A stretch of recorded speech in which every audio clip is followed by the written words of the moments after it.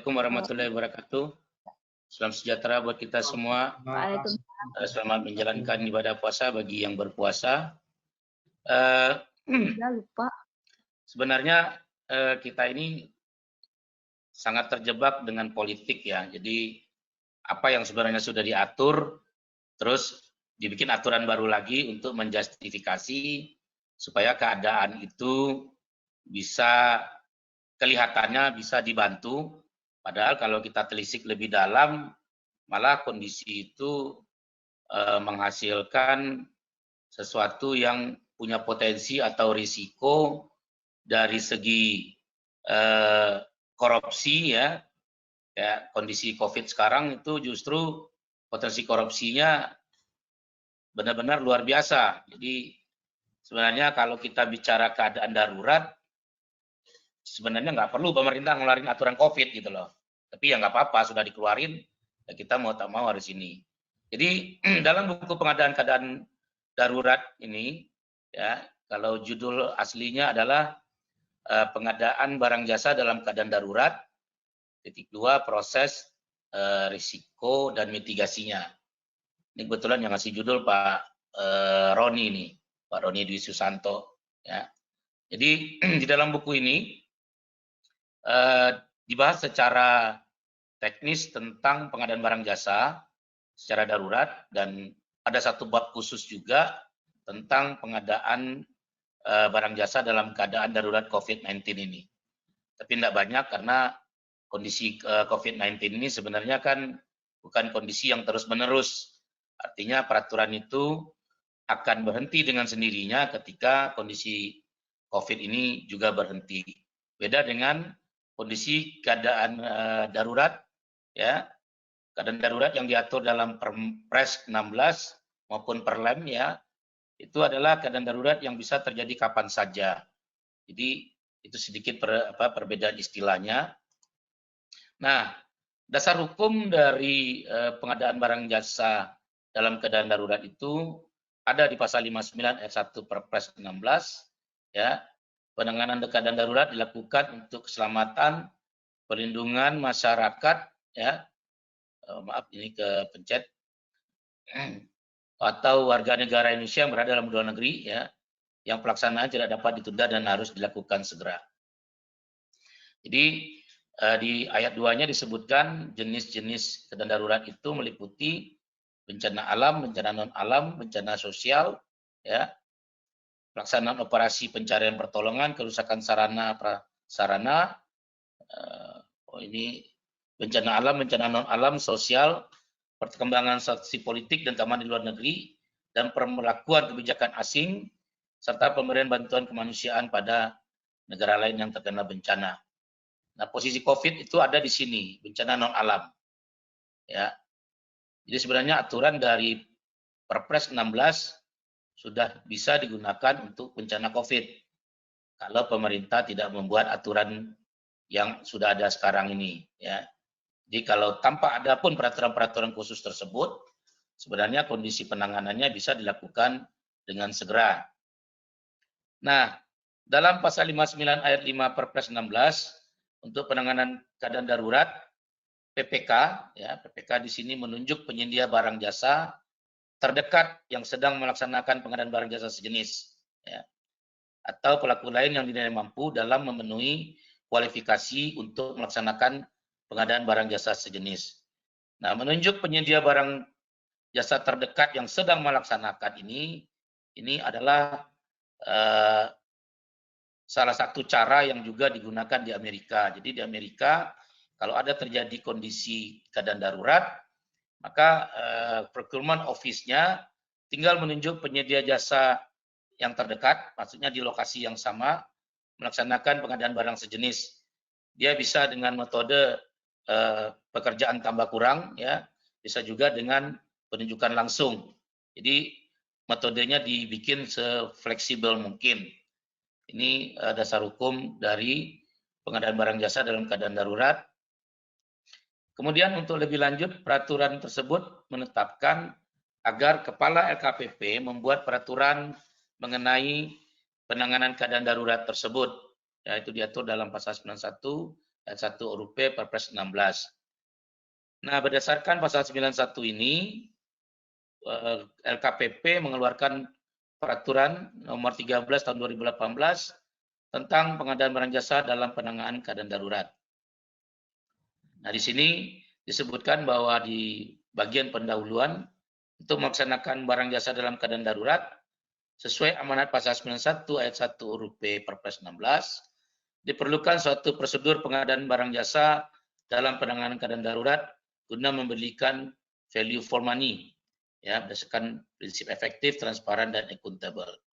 Jadi walaupun kondisinya itu adalah dalam keadaan darurat, tapi tetap yang namanya value for money harus dikejar. Kalau kita bicara value for money, artinya unsur kemahalan itu adalah faktor yang harus dihindarkan, ya. Karena kalau kita melakukan atau memberikan toleransi terhadap faktor kemahalan harga, maka faktor tersebut justru merusak, ya, standar dari value for money itu sendiri. Nah, selain itu berdasarkan prinsip efektif, transparan, dan akuntabel. Nah, khusus untuk BUMN, ya, di BUMN itu tidak memberikan aturan yang terlalu detail, hanya di salah satu pasalnya, yaitu di pasal 13 ayat 2 huruf F dan H, Peraturan Menteri BUMN nomor 8 2019 tentang pedoman umum pelaksanaan pengadaan barang jasa BUMN, ya, disebutkan pengadaan barang jasa dan keselamatan ini bisa dilakukan dengan melakukan penunjukan langsung, ya. Ada disebutkan di pasal 13 ayat 2 ini.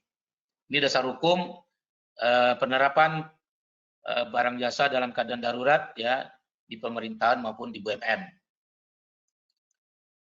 Nah, di dalam lampiran 1 Peraturan LKPP nomor 13 2014, pejabat yang berperanan dalam kondisi penanganan darurat itu cuma 2 pejabat, yaitu pengguna anggaran atau KPA dan pejabat pembuat komitmen. Yang lainnya di luar 2 jabatan ini adalah penyedia barang jasa. Jadi PA KPA bertugas menetapkan identifikasi kebutuhan, ketersediaan sumber daya yang dimiliki, memerintahkan PPK untuk melaksanakan, ya, dan mengalokasikan anggaran. Nah, ini tugas PA itu ada 3. Ya. Jadi kemudian PPK, ya, berdasarkan peraturan ini bertugas melakukan identifikasi kebutuhan dan menganalisis ketersediaan sumber daya yang dimiliki atau yang tersedia, melakukan penunjukan penyedia dalam penanganan keadaan darurat, menerbitkan SPP BJ, apabila diperlukan melakukan serah terima lokasi pekerjaan kepada penyedia, ini untuk pengadaan barang jasa khusus, ya, tertentu yang membutuhkan serah terima lokasi pekerjaan. Menerbitkan SPMK atau SPP, mengendalikan pelaksanaan pekerjaan dan melakukan perikatan perjanjian. Jadi dari 2 pejabat ini, kalau kita bisa lihat, posisi PPK di sini adalah pihak yang melakukan tugas, ya, dia bertugas dari hulu sampai ke hilir, ya. Jadi semua tanggung jawab ada di PPK, ya. PPK yang punya kewenangan membuat identifikasi kebutuhan, PPK juga yang menunjuk penyedia, dia juga yang menunjukkan SPP BJ, ya, sampai dengan tanda tangan kontrak atau perjanjian. Nah, tahapan pelaksanaan pengadaan dalam keadaan darurat ini cuma 3, yaitu dari perencanaan, pelaksanaan, dan penyelesaian pembayaran. Jadi perencanaan itu meliputi identifikasi kebutuhan. Dari identifikasi kebutuhan ini lalu dilakukan analisis ketersediaan sumber daya, lalu penetapan cara pengadaan, ya. Cara pengadaan di sini adalah apakah melalui penyedia atau swakelola, ya. Jadi dalam keadaan darurat swakelola masih diperbolehkan. Dari perencanaan masuk ke pelaksanaan dan setelah itu langsung pada penyelesaian pekerjaan. Jadi cuma ada 3 tahapan, ya, yang dilaksanakan oleh PPK di dalam pengadaan barang jasa dalam keadaan darurat. Lebih simpel daripada proses pengadaan barang jasa yang normal. Nah, dalam identifikasi, ya, Kegiatan yang harus dilakukan itu pengkajian situasi secara cepat. Jadi situasi itu harus cepat dilakukan pengkajian. Nah, jadi memang dalam prakteknya ini nggak gampang kalau semua diserahkan kepada PA atau PPK, ya. Kemudian penyelamatan dan evakuasi, ya. Jadi ada pekerjaan-pekerjaan yang terkait dengan pemenuhan kebutuhan yang cepat karena situasinya. Ada juga yang terkait dengan penyelamatan dan evakuasi, ya. Ada juga pemenuhan kebutuhan dasar seperti air bersih, sanitasi, sandang, ya. Ini yang saat ini ya banyak dilakukan dalam pemenuhan kebutuhan dasar dalam situasi COVID, ya. Ini tugas paling penting karena kalau pemenuhan kebutuhan dasar ini tidak terselenggara dengan baik, maka akan muncul masalah lainnya, ya, selain dari bencana atau keadaan darurat tersebut. Prioritas penanganan terhadap kelompok rentan dan perbaikan pemulihan sarana prasarana, ya, dengan memperbaiki atau mengganti kerusakan. Ini khusus kalau terkait dengan bencana alam. Ya. Nah, cara pengadaan barang jasanya ada dua. Satu melalui penyedia, ya, yang kedua melalui swakelola. Melalui penyedia ini apabila ketersediaan barang jasa yang dibutuhkan terdapat pada pelaku usaha, sehingga pemenuhan kebutuhan barang jasa cukup dilakukan oleh penyedia. Kalau dengan swakelola, apabila ketersediaan barang jasa dapat dilakukan langsung oleh kementerian, lembaga, Pemda, ya, sehingga PA dan KPA ini melaksanakan pengadaan melalui swakelola, ya, dengan koordinasi antar pihak terkait, ya. Pelaksanaan swakelola ini juga dapat melibatkan instansi pemerintah pusat, daerah, termasuk peranan partisipasi lembaga non pemerintah, organisasi masyarakat dan juga termasuk pelaku usaha di sini. Kemudian cara penunjukan penyedia, ya. Di dalam pasal 59 ayat 5 Perpres 16 disebutkan PPK menunjuk penyedia terdekat yang sedang melaksanakan pengadaan barang jasa sejenis atau pelaku usaha lain yang dinilai mampu dan memenuhi kualifikasi untuk melaksanakan pengadaan barang jasa sejenis. Nah, nanti kita ada di akhir pembahasan saya ada sedikit pembedaan, ya, antara pengadaan barang jasa dalam keadaan darurat dengan COVID. Jadi sebelum dibahas COVID, saya memberikan sedikit pembedaan, ya.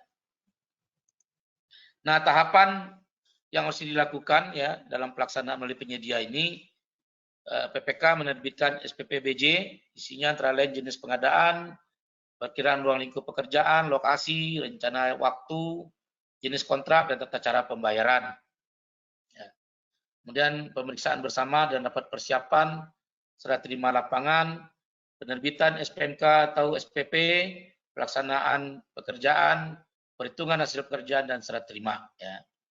Jadi khusus untuk barang, ya, untuk barang maka ketentuan dalam huruf A sampai D ini bisa diganti dengan surat pesanan. Ya. Ini memudahkan dalam pelaksanaan pemesanan barang pada penyedia. Nah, jenis kontrak yang dapat digunakan dalam keadaan darurat ada harga satuan lansam, harga satuan gabungan lansam dan harga satuan, waktu penugasan atau biaya plus jasa. Nah, atau cost plus fee. Ini adalah pembeda sedikit, ya, dengan kontrak barang jasa yang normal. Jadi kontrak plus fee ini adalah nilai kontrak yang merupakan perhitungan dari biaya aktual ditambah jasa dengan persentase tetap atas biaya aktual, ya. Di mana biaya aktual itu harus sesuai dengan pengeluaran sebenarnya. Jadi biaya aktual itu contohnya adalah komponen biaya material, upah, sewa, ya. Jasanya terdiri dari komponen keuntungan dan overhead. Nah, ini adalah jenis kontrak yang bisa digunakan di dalam penanganan keadaan darurat, ya. Nah, dalam pengadaan barang jasa dalam keadaan darurat ini, penyedia dapat memberikan uang muka berdasarkan SPMK. Jadi PPK menerbitkan SPMK sebagai dokumen prakontrak pada penyedia dengan isi antara lain perintah agar penyedia melakukan mobilisasi sumber daya, ya, jenis pekerjaan, lokasi, tanggal mulai kerja, rencana waktu, tata cara pembayaran, dan hal lain termasuk sanksi. Nah, untuk itu dapat diberikan uang muka setelah SPMK-nya diterbitkan. Nah, dalam pengadaan barang jasa dalam keadaan darurat ini, ada langkah-langkah pengendalian yang perlu diperhatikan dalam pelaksanaan pekerjaan. Antara lain, penyedia itu harus menyusun laporan. Ya. KPA atau PPK dapat menyelenggarakan rapat pemantauan dan meminta satu sama lain untuk menghadiri rapat tersebut untuk membahas perkembangan pekerjaan. Penyedia wajib memberitahu kepada KPA atau PPK dalam hal pelaksanaan pekerjaan apabila ada kendala yang dapat mempengaruhi atau mengubah hasil pekerjaan penyedia. Dalam hal diperlukan adanya perubahan lingkup pekerjaan, ya, KPA atau PPK dan penyedia bersepakat untuk menuangkan dalam perubahan program kegiatan. Ya. Nah, ini langkah-langkah pengendalian. Nah, setelah itu terkait dengan serah terima pekerjaan dari penyedia kepada PPK dilaksanakan dengan ketentuan pekerjaan telah dinyatakan selesai. Ya, kalau barang-barangnya sudah diterima 100%, ya baik volumenya maupun speknya harus sama. Kemudian setelah dilakukan perhitungan hasil pekerjaan, penyedia mengajukan permintaan secara tertulis kepada PPK untuk serah terima hasil pekerjaan. Kemudian ditandatangani berita acara serah terima pekerjaan oleh PPK dan penyedia dengan isinya antara lain paling kurang tanggal serah terima, nama penyedia, lokasi pekerjaan dan jumlah serta spesifikasi pekerjaan yang diselesaikan. Jadi alurnya kalau untuk penyedia barang jasa dalam pengadaan penanganan keadaan darurat itu antara lain dari SPBJ, lanjut kepada pemeriksaan hasil pekerjaan apabila diperlukan. Kalau tidak ada dari SPBJ langsung ya ke rapat persiapan ya. Kemudian SPMK, SPP, baru pekerjaan dilaksanakan. Setelah pekerjaan dilaksanakan, dilakukan perhitungan hasil pekerjaan, kemudian diterbitkan berita acara serah terima hasil pekerjaan, baru terakhir dilakukan pembayaran. Jadi ini alurnya lebih sederhana dibandingkan alur pengadaan barang jasa dalam keadaan normal. Nah, terkait swakelola, pengadaan barang jasa melalui swakelola di dalam penanganan keadaan darurat itu antara lain dimulai dengan koordinasi dengan pihak yang terlibat dalam penanganan keadaan darurat, pemeriksaan bersama dan rapat persiapan, baru pelaksanaan pekerjaan dan serah terima hasil pekerjaan. Ya. Siapa yang bisa terlibat? Yang terlibat antara lain kementerian, lembaga atau perangkat daerah, lembaga non-pemerintah, ormas, pemerintah negara lain atau organisasi internasional, masyarakat, dan atau pelaku usaha. Ini yang dilihat di dalam swakelola dalam pengadaan darurat. Dalam pengadaan barang jasa dalam keadaan darurat ini, ada 3 jenis pengawasan yang bisa dilaksanakan terhadap pelaksanaan atau praktek pengadaan barang jasa itu. Yang pertama, pengawasan melekat atau waskat. Waskat langsung oleh pimpinan masing-masing instansi kepada bawahan di tingkat provinsi, ya pusat, provinsi, dan kabupaten kota. Pengawasan eksternal dan internal pemerintah. Eksternal dilakukan oleh BPK, internal oleh Inspektor Jenderal, ya, Inspektur Utama, Inspektorat Daerah atau BPKP. Jadi masing-masing instansi ini bertanggung jawab untuk melakukan audit sesuai dengan kebutuhan lembaga tersebut atau permintaan instansi yang akan diaudit. Nah, kalau pengawasan masyarakat, ya masyarakat dapat melakukan langsung pemantauan terhadap pelaksanaan pengadaan barang jasa tersebut. Dan apabila ada indikasi penyimpangan, masyarakat dapat melaporkannya kepada pengawas internal. Jadi kalau ada kondisi pengadaan darurat, ya, dalam keadaan darurat, maka instansi pemerintah juga harus mengumumkan kepada masyarakat ya mengenai pengawasan masyarakat ini. Ya, disebutkan dalam pengumuman tersebut kepada siapa laporan diajukan, ya. Pengawas internal yang menerima laporan siapa saja. Nah, ini jenis pengawasan dalam pengadaan barang jasa dalam penanganan keadaan darurat. Di BUMN metode pengadaan barang jasanya tidak diatur lebih detail, cuma hanya disebutkan penunjukan langsung dapat dilakukan apabila minimal salah satu dari persyaratan sebagai berikut: penanganan darurat untuk keamanan, keselamatan masyarakat, dan aset strategis perusahaan. Penanganan darurat akibat bencana alam, baik lokal maupun nasional maupun force major. Nah, ini memang peraturan yang sangat sederhana ini mengakibatkan BUMN banyak bingung ketika kasus COVID muncul. Karena ketika kasus COVID muncul, mereka bingung ini masuk kategori yang mana, ya, masuk yang F atau H.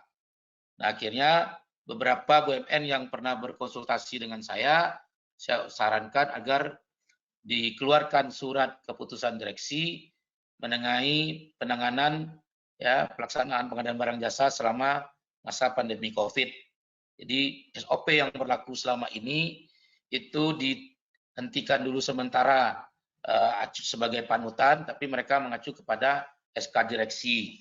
Jadi mau tak mau ya karena SOP mereka ternyata agak membingungkan ketika mereka mau menangani masalah COVID ini maupun melaksanakan pengadaan barang jasa selama masa pandemi COVID. Itu yang terjadi di BUMN saat ini, dan sebagian yang membuat surat keputusan direksi penanganan khusus ini, mereka ada yang mengacu kepada aturan-aturan yang dikeluarkan oleh pemerintah terkait pengadaan barang jasa selama masa COVID, dan ada juga yang melakukan modifikasi terhadap aturan dari Perpres 16 dan peraturan LKPP 13 tadi.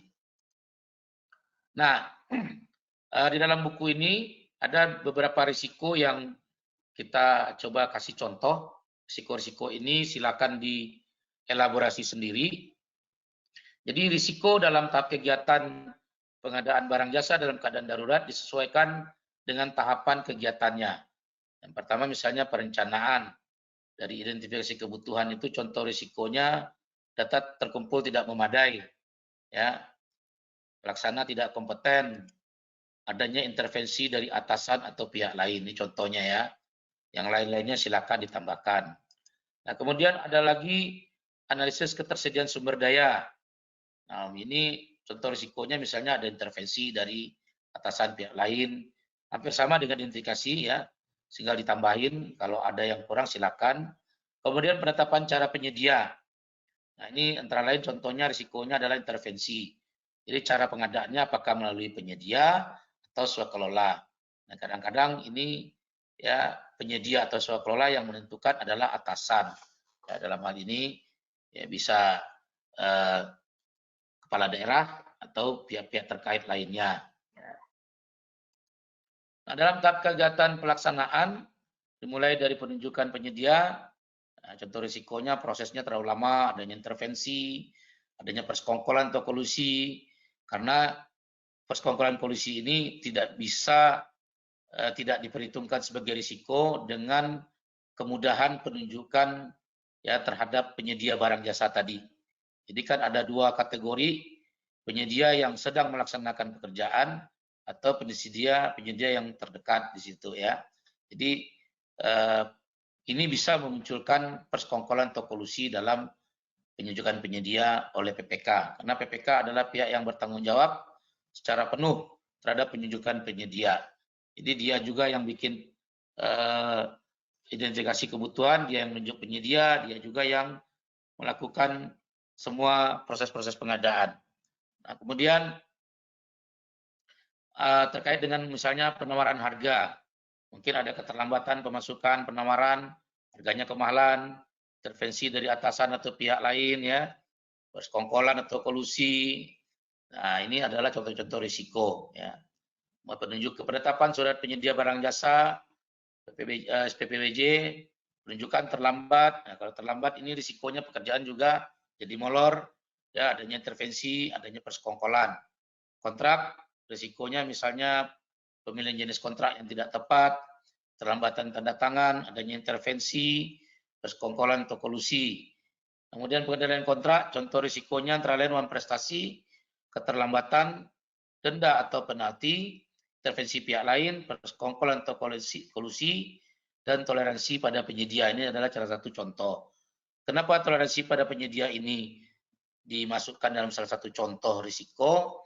Karena dengan adanya kondisi darurat, ya kita itu menjadi permisif ya, terhadap proses pengadaan barang jasa yang dilakukan oleh penyedia.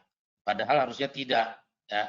Termasuk juga masalah kemahalan harga segala macam, ya. Apakah benar kemahalan harga itu terjadi? Jangan-jangan cuma dicipta-ciptakan, sementara harga di pasarnya tidak bergejolak. Nah, ini yang perlu diperhatikan sebagai contoh risiko. Kemudian pelaksanaan dan penyelesaian kegiatan pengadaan. Misalnya hasil tidak sesuai spesifikasi. Kalau ada subkonnya tidak sesuai kontrak, ya. Kemudian ada keterlambatan prestasi, pekerjaan tidak selesai, volume pekerjaan dan sebagainya. Ini beberapa contoh kegiatan risiko dalam kegiatan pelaksanaan. Kemudian dalam penyelesaian kita bagi dua, yaitu penyerahan hasil pekerjaan dan pembayaran prestasi penyedia. Contoh risikonya penyerahan itu tidak sesuai spek, terlambat, ya. Kemudian adanya intervensi dari atasan atau pihak lain.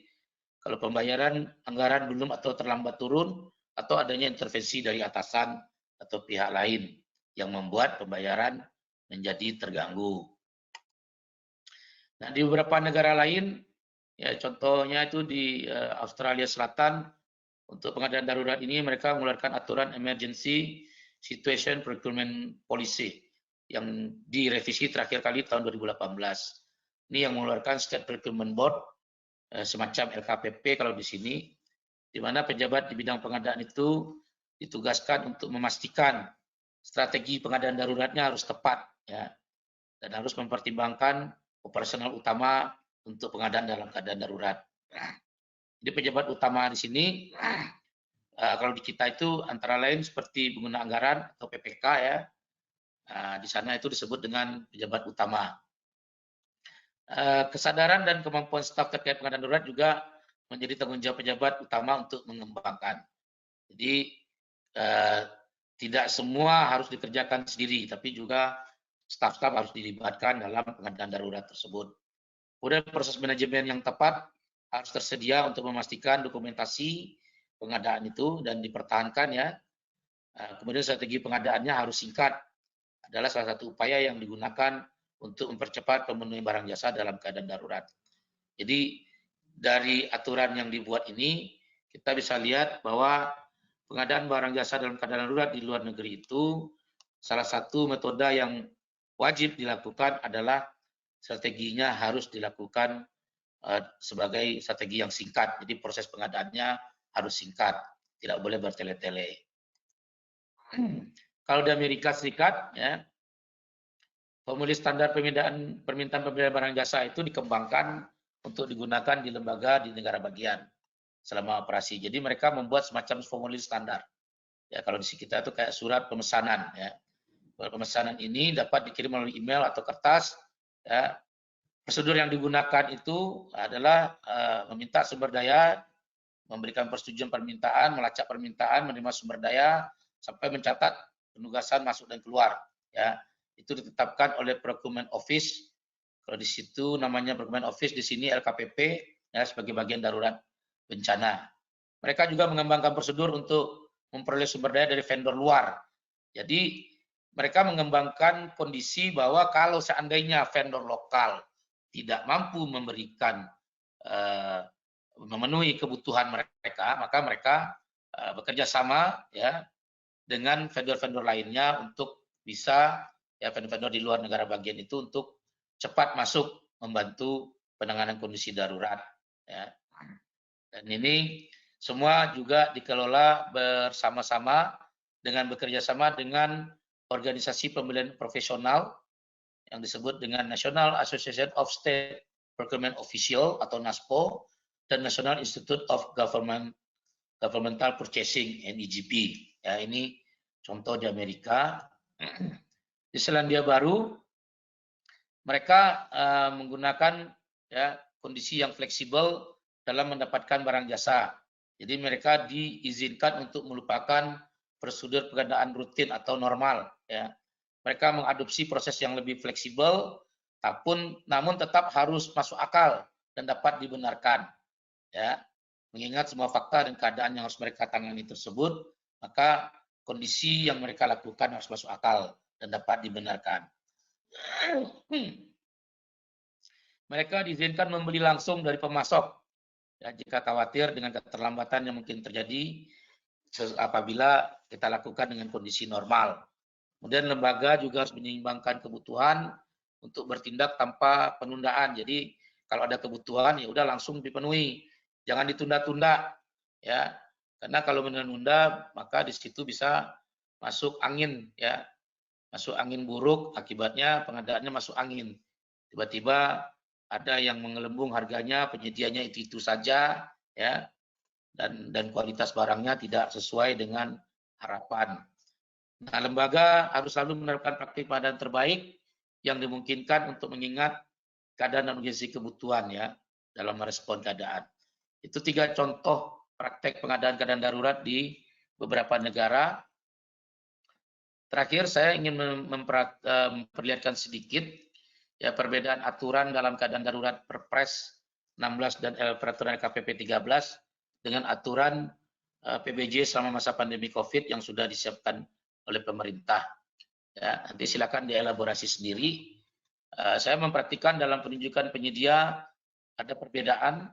Kalau di keadaan darurat itu yang ditunjuk penyedia terdekat yang sedang melaksanakan PBJ atau pelaku usaha lain yang dinilai mampu dan memenuhi kualifikasi.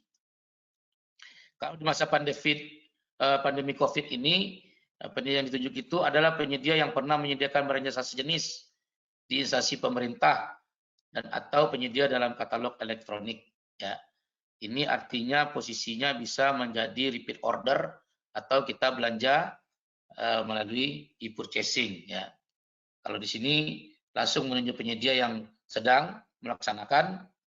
Cuma kalau ini menjadi pengadaan dengan adendum, maka ini akan terbentur dengan batasan nilai adendum. Ya, jadi mungkin adendum tidak akan dilakukan kalau nilainya lebih tinggi dari nilai yang diadendum. Nah, jenis barang jasa dalam keadaan darurat ini ditentukan ya di dalam peraturan lembaga peraturan LKPP 13/2014 ada contoh jenis barang yang masuk kategori penyediaan barang dalam keadaan darurat. Kalau di COVID tidak ditentukan. Sehingga kalau tidak ditentukan, kita tuh berpikirnya hanya untuk menyediakan barang jasa kebutuhan kesehatan. Padahal tidak. Padahal selama masa pandemi COVID ini kita juga perlu pengadaan barang jasa untuk ya kalau di instansi pemerintah untuk keadaan rutin lainnya seperti pembelian ATK segala macam gitu. Jadi jangan terpaku bahwa aturan PBJ itu hanya untuk membeli ATK untuk menangani pandemi COVID gitu loh ya.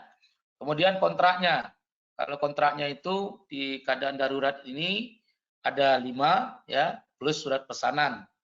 Kalau di COVID saya memperhatikan kalau untuk barang itu bisa surat pesanan, kalau pekerjaan konstruksi jasa lainnya transportasi bisa SPBJ dan SPMK, dan untuk pengadaan barang jasa lainnya dan pekerjaan konstruksi diutamakan menggunakan jenis kontrak harga satuan. Nah, cara pengadaan kalau di keadaan darurat bisa melalui penyedia atau swakelola, kalau di COVID melalui penyedia saja. Ini sedikit perbedaan yang saya tangkap. Ya, kalau salah tolong dikoreksi. Demikian yang bisa saya sampaikan.